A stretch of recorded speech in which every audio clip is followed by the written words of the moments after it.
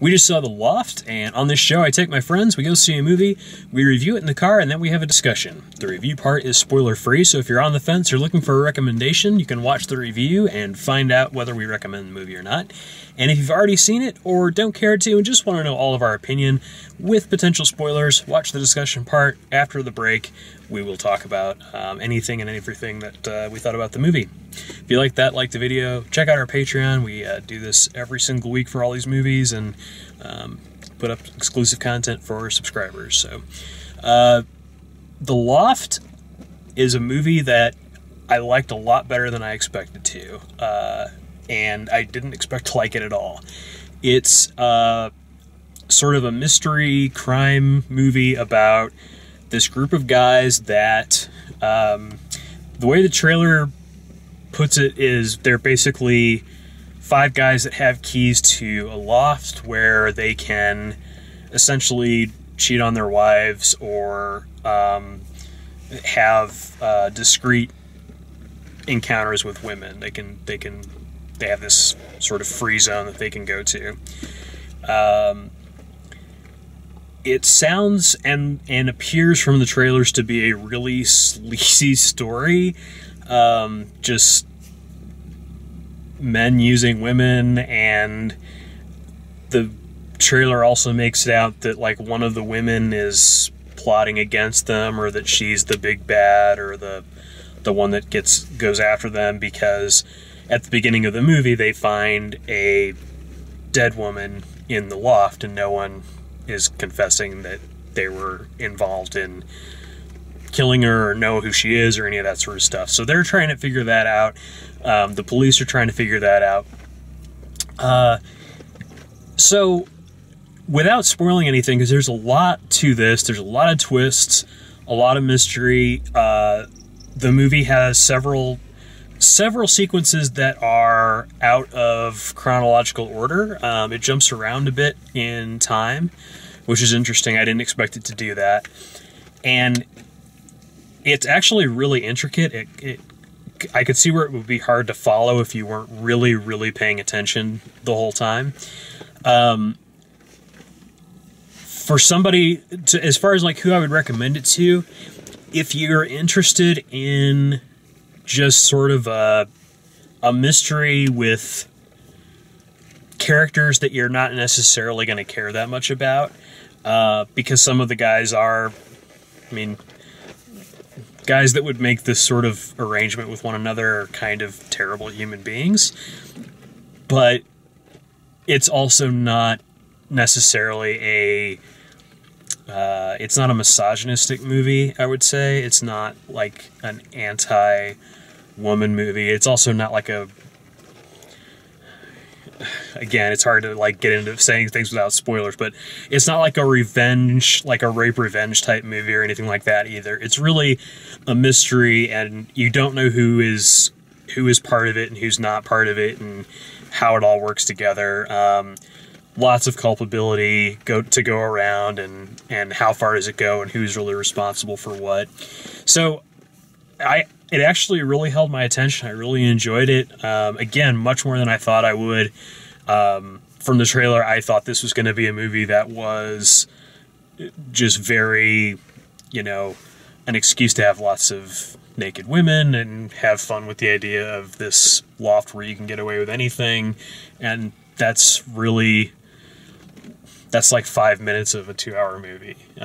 So I would say, yeah, if you're in the mood for a mystery, there are some suspension of disbelief moments. There's some police procedural things that don't really add up or make sense. But with a movie with this many twists and turns, that's kind of to be expected. It's based off of another movie, and I'd be interested to see what that is. If that's called The Loft. Yeah, I think it's called Loft, without the. But I wonder if that's like an English language movie or not, or what that is, or how similar it is. Anyway, I would actually recommend this movie. It would be a good one to catch at a matinee or watch at home sometime when you have the attention and want to kind of check it out and not find out how to get away with cheating, because boy, Their plan is bad. But that's my review. What'd you think?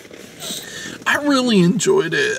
From the first time I saw the trailer, I thought that it would at the very least be interesting to watch. But the cast did such an amazing job, and it had an excellent cast. Carl Urban, James Marsden, Eric Stonestreet, Wentworth Miller, the bald one. Not really a bald one, but it was everything they did held weight to the story. What looked like just a subtle glance, came into play later. It was so amazing.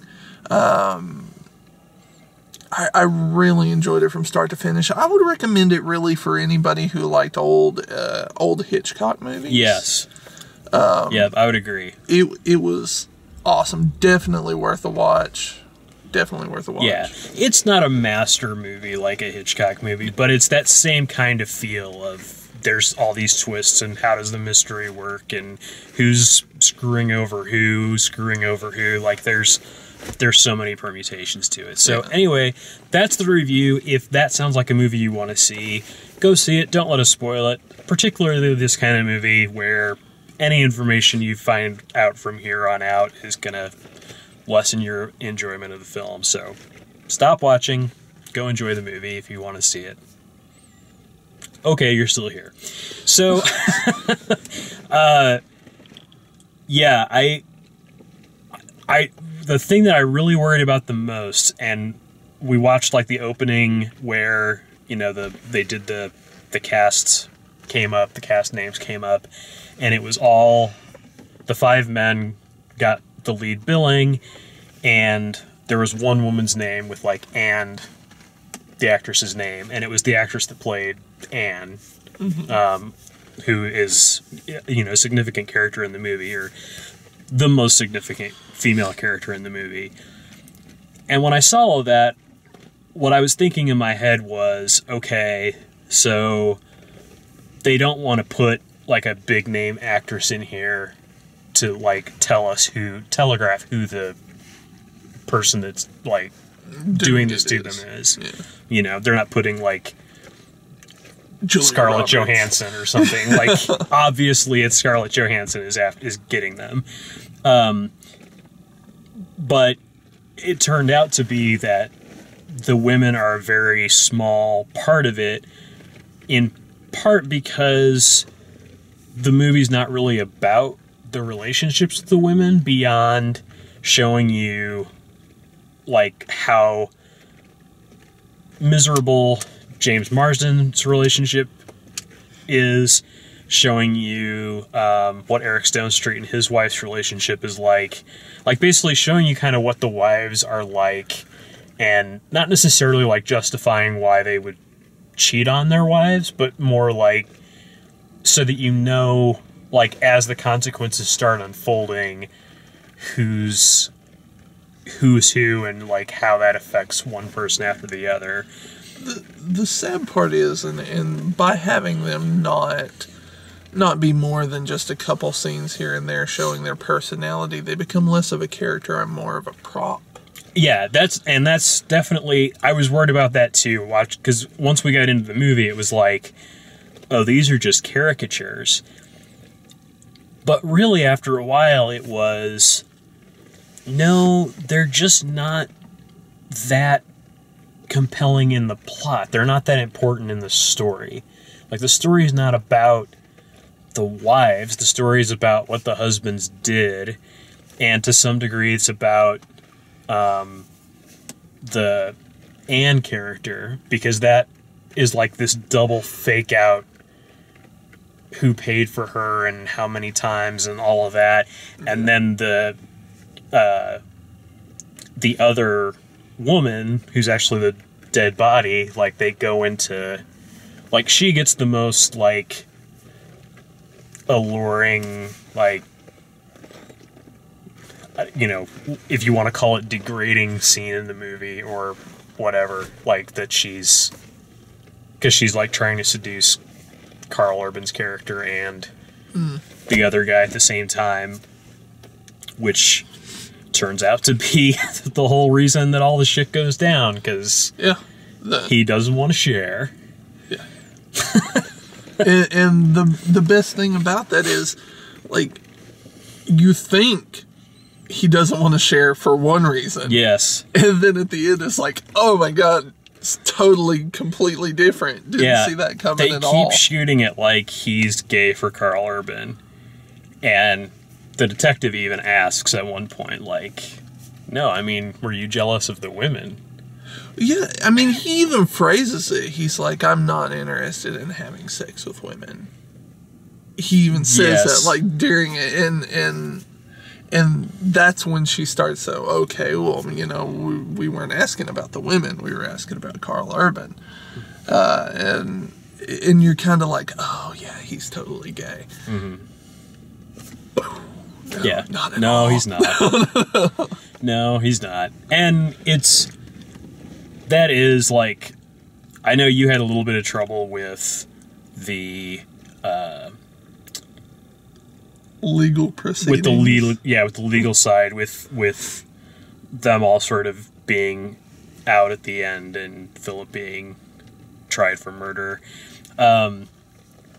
Which I actually had more of a problem with Luke's character, like, having an unrequited love for Carl Urban's, like, mistress. One of the many. One of many, many mistresses, including all of the wives of the people, all of his friends. Well, it doesn't... Except for Philip's sister.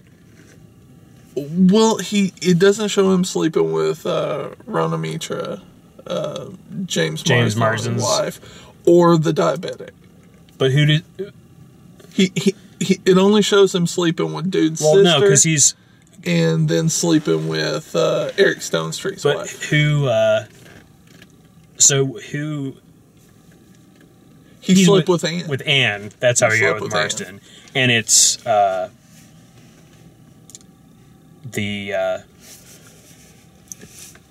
and it's not... And it's the girl who died for the guy who was filming it. Right, that's right. Which they don't explain in that scene, and that's kind of a big, like, why is he upset about this? But, yeah. And up until, like, the very end, when James Marsden confronts him, do you really see that he was filming people other than Carl Urban? Oh, he totally was. Yeah. Yeah. Because it shows him removing some DVDs from the pile so they only see the Carl Urban DVDs. Yeah. So. Yeah, it's strange, because, I mean, you would think that he would just keep... I guess he was keeping everything because he was going to, like, blackmail people or whatever, but you would think that he would just keep the ones of Carl Urban, or just the ones of Carl Urban and the girl that he liked. Yeah. Yeah. So. I mean, it was... He was definitely plotting that for longer than just that morning. Mm-hmm. You know, or that night, I should say. Although I guess, I mean, it did come in handy that he had the DVD of the first time that James Marsden and Anne were together, because you can see in Anne's face that she's being paid. Like, they show that in that scene where the first time that they're together on the video... That was her sleeping with Carl Urban. Was it? Yeah. Because he was paying for it. Yeah. Gotcha. And that was the night that he paid for her to go seduce him so that he would take a share in the loft. I gotcha. Yeah. Yeah. But you could tell in that scene, you know, and the scene where you see her and James Marsden sleeping together, that she has legitimate feelings for James Marsden. Yeah. I am really glad that they didn't, like, decide to go in together on the loft the first time they met and talked about it. Mm-hmm. Because that would have been so unreal, like, unbelievable to me. Like, it wasn't until later where they're, like, at the wedding and Carl Urban's like, oh, yeah, we're doing it. Like, yeah. It's done. Because the first time they talk about it, it's like, what are they going to commit to, like, $1,000 a month each to start cheating on their wives? Like, that's a pretty serious investment to make Yeah. for something that you're not already doing, Yeah. you know, supposedly. And a couple of them had never planned on doing it. Right. You know, so that was definitely different. Yeah. Yeah, what else can you say? Yeah. It was a good movie. People go watch it. It was good. Twisty and turny. Yeah. That was The Loft. If you like the way we do these videos, please like us, subscribe to us, share it with your friends, and check out all the written and video reviews at dalemaxfield.com. Thanks for watching.